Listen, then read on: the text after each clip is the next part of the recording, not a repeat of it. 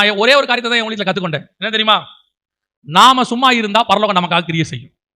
நாமளே கிரியை செய்யணும் முடிவு பண்ணா பரலோகம் ஓரமா நின்று பார்க்கும். நீ என்ன பண்ணணுமோ பண்ணணும்னு சொல்லிடும். அமைதியா இருந்து தோத்து போனவங்க யாருமே கிடையாது.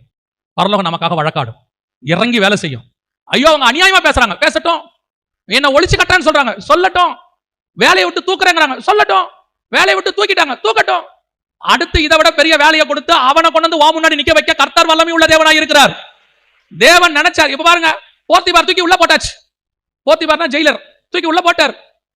எங்க வீட்லயா இப்படி பண்ண, இந்த உள்ள போ, எவன் உன்னை வெளியே எடுக்கிறான்னு பாக்குறேன். ஓ அப்படியா, என்ன மீறி உன்னை ஒருத்தர் வெளியே எடுக்க முடியுமா? ஓ அப்படியா, போட்டாச்சா, வேலை முடிஞ்சா. போத்திபார் வீட்டுல போய் தூங்கிட்டீங்களா? இப்ப நாளைக்கு காலையில நீங்க யோசேப்பை பார்க்க வாங்க. நான் ஏன் வரணும்? நீ வாடா. எதுக்கு வரணும்? அரிசி வேணும்னா வா. யோசேப்பு எங்க இருக்கிறாரு? பார்வோனுக்கு பக்கத்துல உட்காந்துருக்காரு. போத்திபார் போய் பாக்குறாரு. இவன் எப்படி அங்க போனா? உனக்கு ஜெயில வைக்கிறதுக்கு 4 நாள் ஆகும்.